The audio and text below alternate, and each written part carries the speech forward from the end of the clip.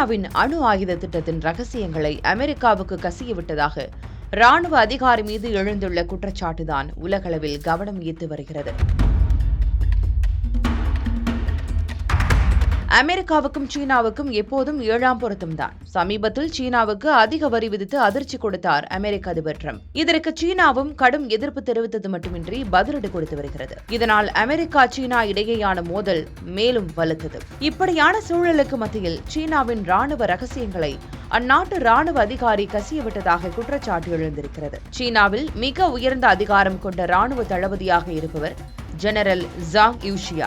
இவர் சீன கம்யூனிஸ்ட் கட்சியின் மத்திய ராணுவ ஆணையத்தின் துணைத் தலைவராக பதவி வகித்து வருகிறார். சீன அதிபர் ஜின்பிங்கின் நெருங்கிய நண்பராக அறியப்படும் ஜாங் செய்துள்ள சம்பவம்தான் சீனாவை அதிர வைத்திருக்கிறது. சீனாவின் அணு ஆயுத திட்டத்தின் முக்கிய தொழில்நுட்ப தரவுகளை அமெரிக்காவுக்கு கசியவிட்டதாக அவர் மீது புகார் எழுந்திருக்கிறது.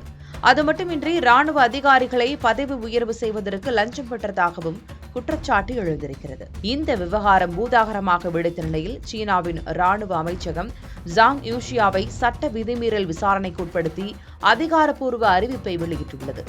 அணு ஆயுத ரகசியங்களை கசியவிட்டதாக கூறிய விவகாரத்தில் அவர் மீதான குற்றச்சாட்டுகளை சீனா தற்போது வரை உறுதி செய்யவில்லை. சீனாவில் லஞ்சம் மற்றும் ஊழல் செய்த 8 ராணுவ ஜெனரல்களை பதவியிலிருந்து ஜின்பிங் நீக்கியுள்ளார் என்பது குறிப்பிடத்தக்கது.